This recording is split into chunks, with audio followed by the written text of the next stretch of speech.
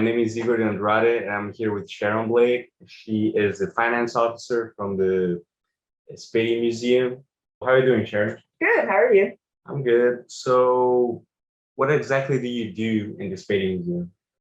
I am the finance and development officer here at the museum, which means I take care of all the financial, day-to-day financial accounting, as well as I am the grant writer for different special project grants, as well as our annual operating grants.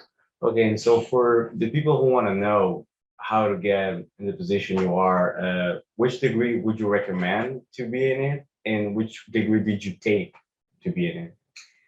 Well, I think it's become a lot more specialized over the years, where there are nonprofit management degrees, specifically in graduate level. I kind of just made my way in through years of experience than actually taking a specific degree. My degree is in art history with a minor in business management. So I've always had a goal to work in arts and culture.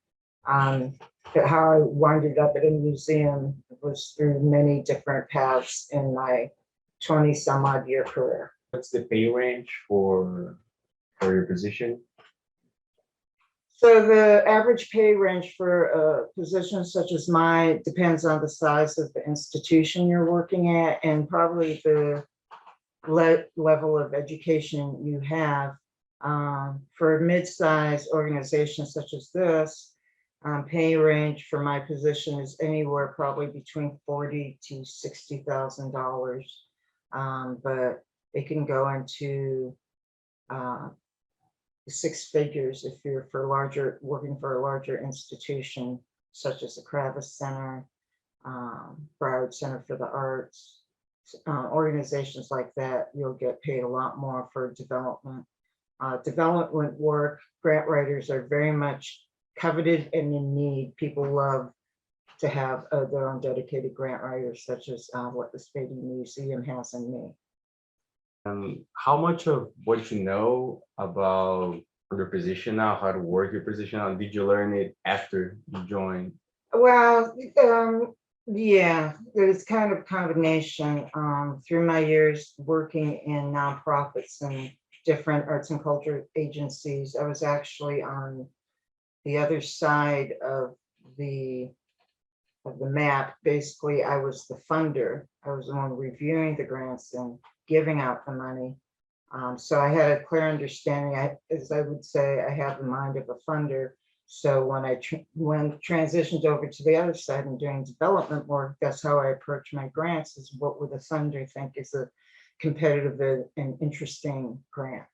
So I kind of, as I said, through life and work experience, I didn't specifically go to school to study how to do finance and grant management.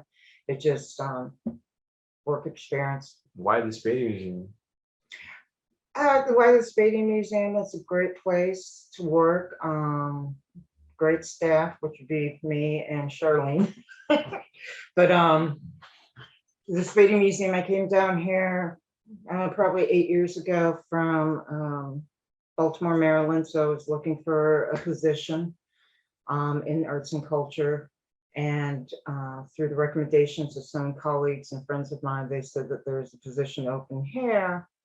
And when I had my initial interview with Charlene Farrington, the executive director, then it felt like a natural fit. And one of the things that she said to me that made me feel really inspired to work here is like, you can make this job anything you want it to be, and that's what I've done. She gives me total autonomy in what I do.